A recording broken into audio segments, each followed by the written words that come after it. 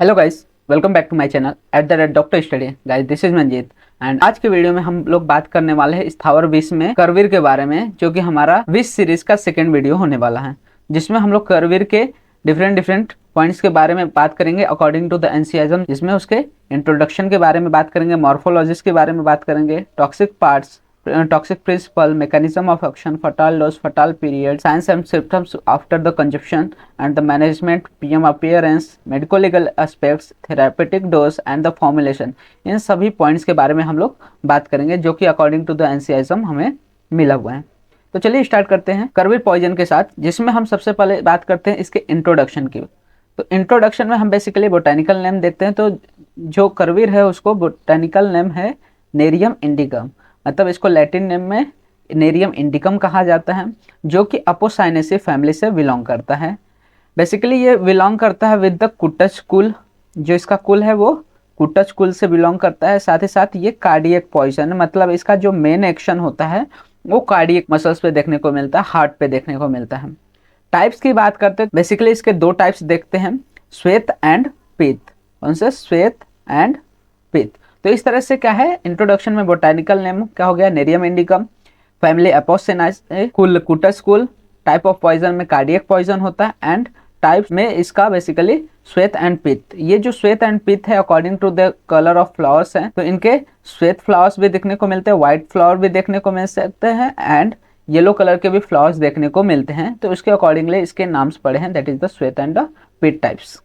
Next हम बात करते हैं हमारे करवीर के सिनोनिम्स के बारे में। तो जो करवीर है उसको अश्वमारक, हैमार, चंद्रटका और प्रतिहर, इस तरह से डिफरेंट सिनोनिम्स या फिर पर्याय देखने को मिलते हैं। साथ ही साथ मॉर्फोलॉजी की बात करते हैं तो बेसिकली जो हमारा करवीर है ये एक एवरग्रीन सब है, जिसको हम लोग स्मॉल ट्री भी बोल सकते हैं।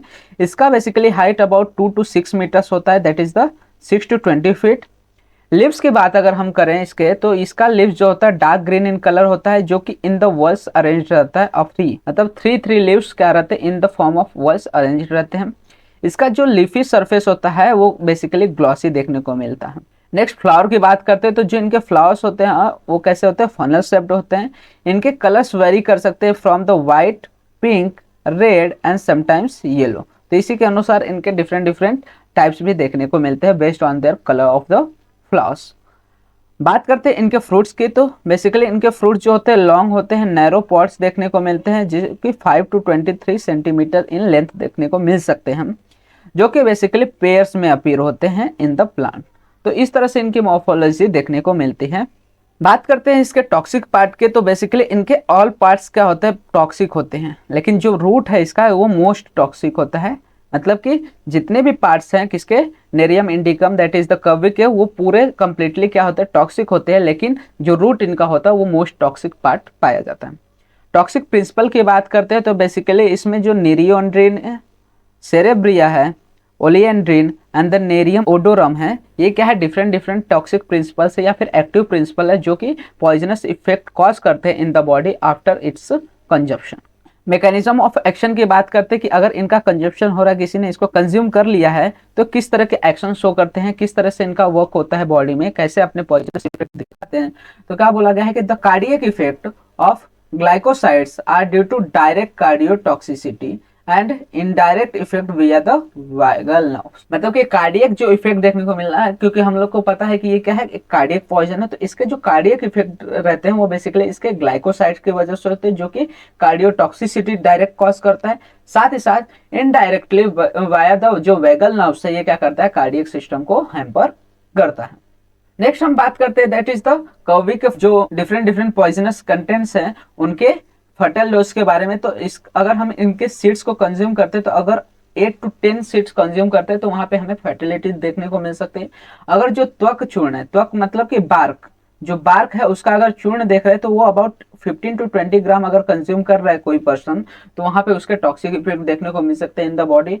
साथ ही साथ लिव्स है तो 5 to 15 लिव्स का कंजप्शन, एंड अगर रूट है तो 15 to 20 ग्राम ऑफ अगर रूट कंज्यूम कर रहा है तो पर्सन में क्या होता है, फैटल कंडीशन देखने को मिल सकते हैं।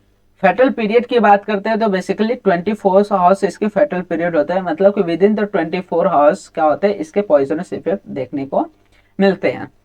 साइंस एंड सिम्टम्स की बात करते हैं कि अगर किसी ने गलती से कंज्यूम कर लिया है करवीर को, तो ऐसे कंडीशन में क्या क्या वहां पे साइंस एंड सिम्टम्स देखने को मिल सकते हैं। तो सबसे पहले क्या होता है यहाँ पे आफ्टर द कंजप्शन वोमिटिंग देखने को मिल सकती है, एब्डोमिनल पेन देखने को मिल सकता है, फ्रोदी सलाइवेशन मतलब कि सलाइवा होगा, सलाइवेशन जो होगा वहां पे फ्रोदीनेस देखने को मिलेगा, झाग देखने को मिल सकती है। इसमें रेस्टलेसनेस हो सकता है, स्लो एंड वीक पल्स देखने को मिलते हैं। ठीक है, यहाँ पे कार्डियक इफेक्ट में क्या देखने को मिल रहा है कि स्लो एंड वीक पल्स देखने को मिल रहे हैं। आफ्टर द कंजम्पशन जो जॉ होते हैं वो क्या होता है लॉक हो जाते हैं, जो जॉ रहते हैं वो क्या होता है लॉक हो जाते हैं। यहाँ पे एग्जॉशन एंड ड्राउजीनेस देखने को मिल सकता है एंड कॉमा, एंड फाइनली क्या होता है after the 24 hours there can be a fatality like the death. तो ये सारे सिम्टम्स देखने को मिलते हैं after the consumption of the करवीर, दैट इज द नेरियम इंडिकम।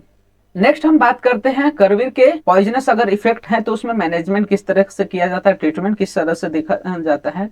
तो इनमें क्या करना चाहिए, सबसे पहले कि अगर किसी ने करवीर कंज्यूम कर लिया है तो ऐसे कंडीशन में क्या करना चाहिए, तुरंत उसमें इमीडिएट गैस्ट्रिक लीवेज करना चाहिए by the tannic acid, and उससे क्या करना चाहिए एक्टिव चारकोल देना चाहिए।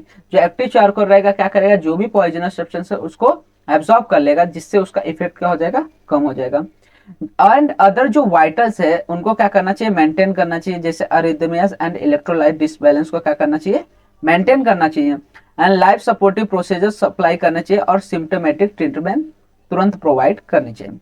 इसके साथ साथ क्या किया जा सकता है कि महिष दही मतलब कि भैंस बुफेलो के दही के साथ शुगर मिक्स करके क्या करना चाहिए उसको देना चाहिए, या फिर महिष के दूध के साथ शुगर मिक्स कर देना चाहिए। तो इससे क्या होगा, जो पॉइजनस इफेक्ट है, जो ऑलरेडी पॉइजन क्या हो सका है एब्जॉर्ब हो गया बॉडी में, उसके इफेक्ट कम देखने को मिलेंगे।